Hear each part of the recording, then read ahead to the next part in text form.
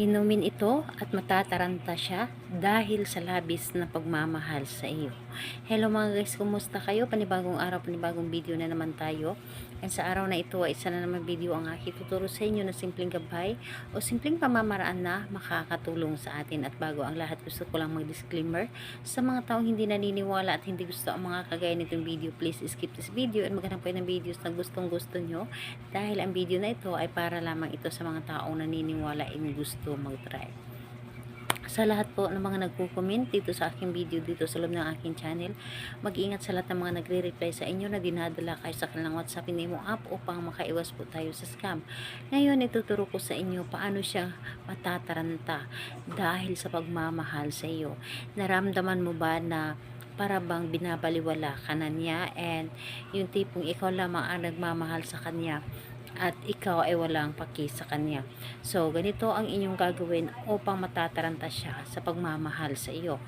So, ito ay pwedeng gawin sa parehas ng kasarian, babae ito babae, lalaki ito lalaki. And syempre naman sa ating babae at lalaki na mag-partner.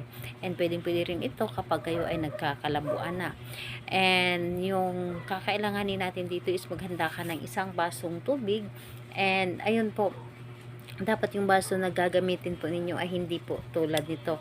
Dapat po ay maghanda kayo ng clear glass po ang inyong gagamitin. Babasagin po. So, babasagin at kailangan clear dapat ito. Yung nakikita mismo dito sa labas yung tubig. So, ayun.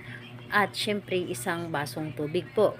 Kailangan din natin dito ng asin. So, kaunting asin lamang. Isang takot lamang na asin at ilagay mo dito.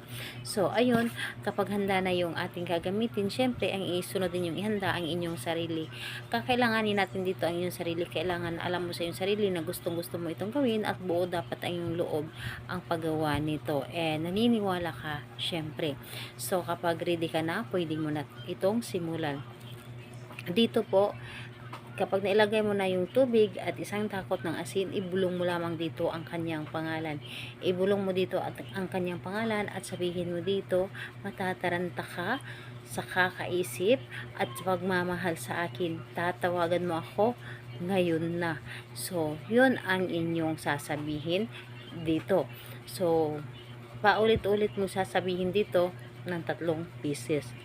3 beses mo sasabihin dito, ibulong dito yung inyong nais. At kailangan na ibubulong mo dito na wala kang ibang iniisip kundi yung target mo lamang dito. Kailangan na nasa focus ka at wala kang mga iniinda na mga problema. So, ayun, think positive ito ay kaagad na gumana. And pagkatapos mo ibulong dito, yung mga sinabi mo is inumin mo lahat ang tubig na nasa loob ng baso. Ubusin mo ito.